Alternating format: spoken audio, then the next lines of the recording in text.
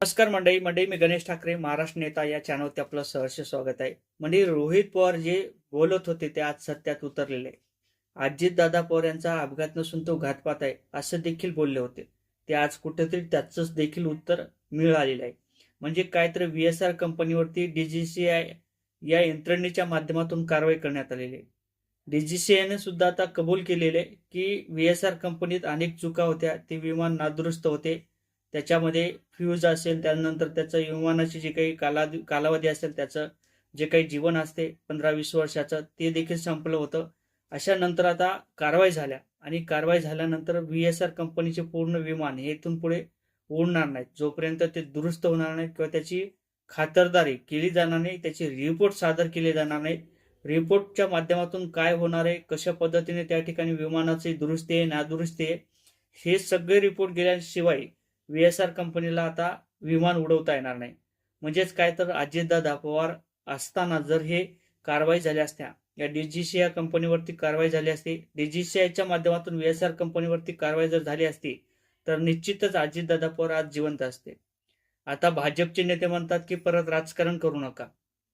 राजकारण कोण करते? मुख्यमंत्री फडणवीस म्हणतात की राजकारण करू नका. भाजपचे नेते देखील म्हणतात की राजकारण करू नका. खरंच जर रोहित पवार यांनी जर काही खुलासे सादर केले नसते, काही प्रश्न निर्माण केले नसते, तर रिपोर्ट सापडले असते का?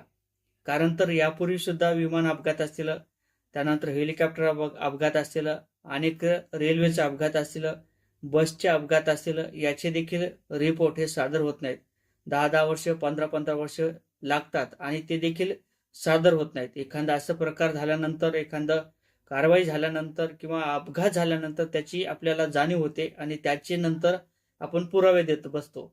मग जर अशा पद्धतीने रोहित पवार यांनी काही प्रश्न निर्माण केले नसते, तर अजितदादा पवार यांचा अपघात आहे की घातपात आहे याचे पुरावे सादर झाले असते का? आणि या VSR कंपनीवरती जी आज कारवाई झाली ती झाली असते का? आता भाजपचं काय म्हणणं आहे, नेत्यांचं काय म्हणणं आहे, याच्यावरती आपण भानगडीत पडणार नाही. परंतु तुम्हाला देखील समजते, अशा जर कारवाई होत असतील किंवा असं जर विमानाला चालना दिली जात असेल, त्या VSR कंपनीवरती कारवाई झाली असती, तर हे कुठंतरी अजितदादा पवार आज आपल्यामध्ये असते. त्यानंतर यंत्रणा कोणाची आहे हो? भाजप सरकारची. उडान मंत्रालय कोणाचं आहे हो? भाजप सरकारचं. त्या ठिकाणचे आमदार खासदार कोणाचे आहेत हो? भाजप सरकारचे. गृहमंत्रीपद कोणाकडे?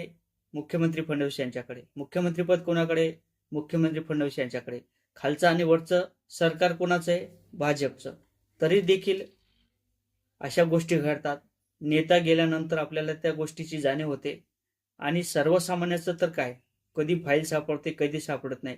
एखाद्या फाईलीचा तर असा रिपोर्ट लागतो की त्या व्यक्तीचं निधन झालेलं असते, ती मयत झालेली असते आणि त्यानंतर त्याचं निर्दोष अशा काही पुरावे सादर केले जातात. ती व्यक्ती निर्दोष होती असं सांगितलं जाते. परंतु त्याचं आयुष्य, त्यांचं झालेलं जीवन, बर्बाद झालेलं जीवन, त्याच्या मुलाबालाचं झालेलं बर्बाद झालेलं जीवन, त्याच्यावर लागलेला कलंक हा कधीही साफ होत नाही.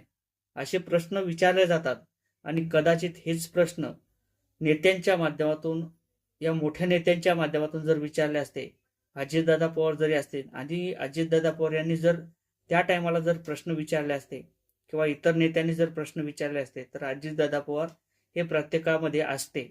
या महाराष्ट्राचा नेता गमावल्यानंतर त्याची जाणीव होते आणि परत सांगितले जाते की रोहित पवार तुम्ही आता राजकारण करू नका. कोण राजकारण करते? सर्वसामान्याला ते समजत नाही का? अनेक प्रश्न आहेत. या संदर्भात नेमकं तुम्हाला काय वाटते? कमेंट करा. व्हिडिओ आवडला तर लाईक आणि शेअर करायला सुद्धा विसरू नका. जय शिवराय.